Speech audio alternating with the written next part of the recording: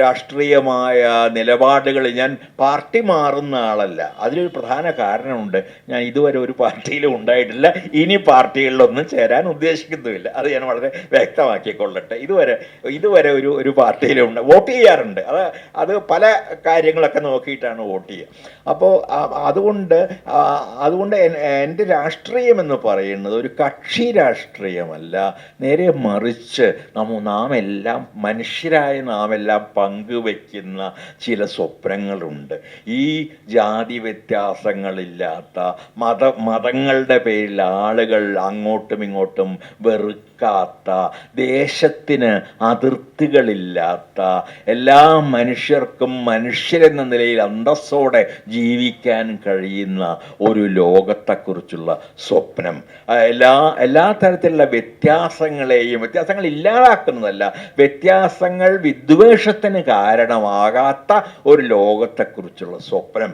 ഇതിനെ പല പേരിലും ഇതിനെ നിങ്ങൾക്ക് വിളിക്കാം. അതുകൊണ്ടാണ് ഞാൻ പറഞ്ഞത് ഗാന്ധിയും മാർക്സും അംബേദ്കറും അവരെയൊക്കെ ഞാൻ ഒന്നിച്ചിരുത്തുമെന്ന്. കാരണം ഇവരെല്ലാവരും ഈ സ്വപ്നം കാണുകയും ഈ സ്വപ്നത്തെ പല രീതികളിൽ പിന്തുടരാൻ ശ്രമിക്കുകയും ഒക്കെ ചെയ്ത മനുഷ്യരായിരുന്നു. ഈ പലതരത്തിലുള്ള വ്യത്യാസങ്ങൾ കണ്ട്, വർഗവ്യത്യാസവും വർണ്ണവ്യത്യാസവും വംശവ്യത്യാസവും ഒക്കെ കണ്ട്, ലിംഗ വ്യത്യാസവും ഒക്കെ കണ്ട്, അവിടെയെല്ലാം അധികാരത്തിൻ്റെ അതിഭീകരമായ ലീലകൾ കണ്ട്, ആ ആസുരതകളോടുള്ള കോപം കൊണ്ട്, ധാർമ്മിക രോഷം കൊണ്ട് ഒരു പുതിയ ലോകം സൃഷ്ടിക്കണമെന്ന് ആഗ്രഹിച്ച അനേകം മനുഷ്യരുടെ നിരയിലാണ് ഇവരെല്ലാവരും വരുന്നത്. ഞാൻ ബുദ്ധനെയും ക്രിസ്തുവിനെയും അതിൻ്റെ പിറകിൽ തന്നെയാണ് പ്രതിഷ്ഠിക്കുന്നത്. അതുകൊണ്ടാണ് ഞാൻ ചിലപ്പോഴൊക്കെ ആത്മീയതയെ പറ്റി പറയുന്നത്. നിങ്ങളെനിക്ക് മാപ്പ് തരിക. എൻ്റെ മിക്കവാറും കവിതാ സമാഹാരങ്ങളുടെയൊക്കെ മുഖവുരയിൽ ഞാനൊരു ആത്മീയതയെക്കുറിച്ച് പറയുന്നുണ്ട്. ഞാനൊരു മതവിശ്വാസിയല്ല. ക്ഷേത്രങ്ങളിൽ ഞാൻ എൻ്റെ സഹതർപ്പിണി അല്ലെങ്കിൽ കൂട്ടുകാരി ചിലപ്പോഴൊക്കെ അമ്പലത്തിൽ പോകുന്നതാണ്. ഞാൻ കൂടെ പോയിട്ടുണ്ട്, ഞാൻ പുറത്ത് നിൽക്കും.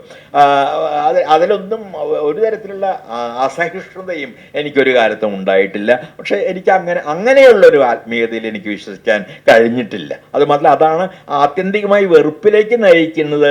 അതൊക്കെയാണ്. ശിവനും വിഷ്ണുവും തമ്മിൽ തന്നെ സമാധാനത്തിലാണോ കഴിയുന്ന കാര്യത്തിൽ എനിക്ക് സംശയമാണ്. അപ്പൊ പിന്നെ